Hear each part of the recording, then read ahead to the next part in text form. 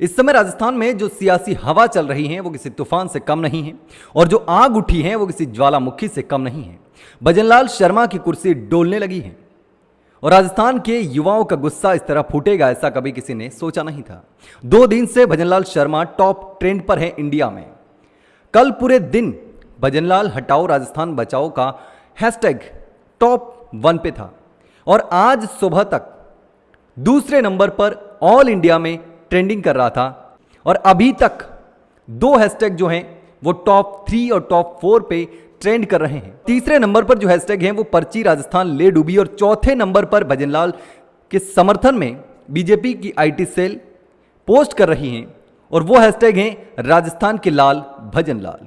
यानी कि जिस तरीके से कल जबरदस्त तरीके से ट्रेंड में चला भजनलाल हटाओ राजस्थान बचाओ, हालांकि भजनलाल शर्मा के समर्थन में भी बीजेपी के लोगों ने बहुत सारे ट्वीट किए, लेकिन वो ट्वीट काफ़ी नहीं थे उस ट्वीट की तुलना में।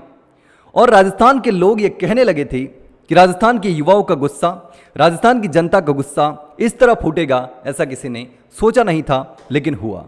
क्योंकि पिछले काफ़ी समय से सरकार के खिलाफ नाराजगी लगातार बढ़ती जा रही है। जिस तरीके से एसआई भर्ती का मुद्दा हो, चाहे आरएएस भर्ती का मुद्दा था या फर्स्ट ग्रेड का मुद्दा था और तमाम और भी मुद्दे हैं, जिस तरीके से राजस्थान के युवा जो सरकार से मांग कर रहे थे उनके मुताबिक काम नहीं हुआ। वो जो मांग कर रहे थे वो मांग पूरी नहीं हुई।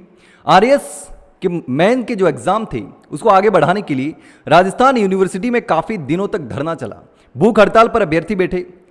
भारतीय जनता पार्टी के प्रदेश अध्यक्ष मदन राठौड़ ने आश्वासन दिया और आश्वासन के बाद गारंटी भी दी, लेकिन गारंटी देने के बाद भी एग्जाम की तारीख आगे नहीं बढ़ी और मदन राठौड़ को यह कहना पड़ा कि मैं तो उनके धरने पर गया ही नहीं था। यानी कि पूरी तरीके से फजीहत करवा दी।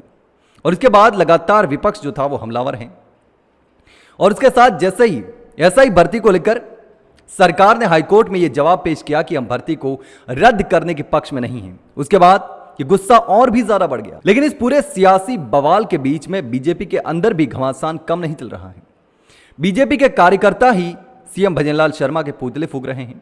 यानी एबीवीपी के कार्यकर्ताओं ने जो पुतला फूंका था वो कहीं ना कहीं बीजेपी के अंदर की नाराजगी को जाहिर करता है।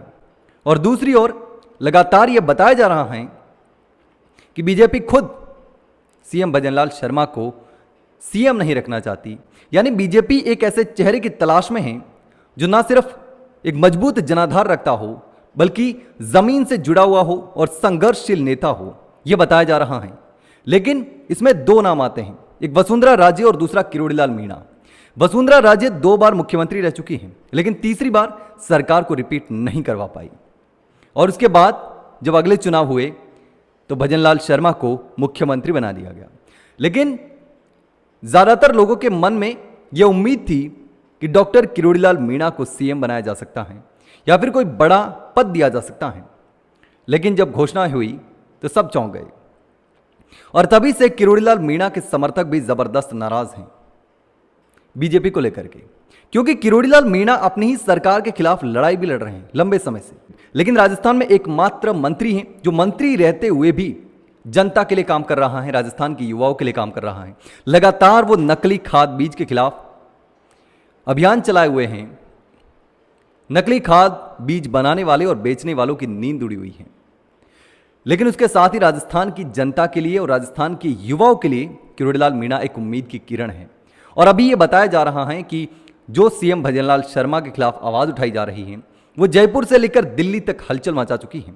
बीजेपी के अंदर राजस्थान से लेकर दिल्ली तक, राजस्थान के नेतृत्व से लेकर केंद्रीय नेतृत्व तक सभी परेशान हैं और खलबली मची हुई है कि आखिर अब क्या करें।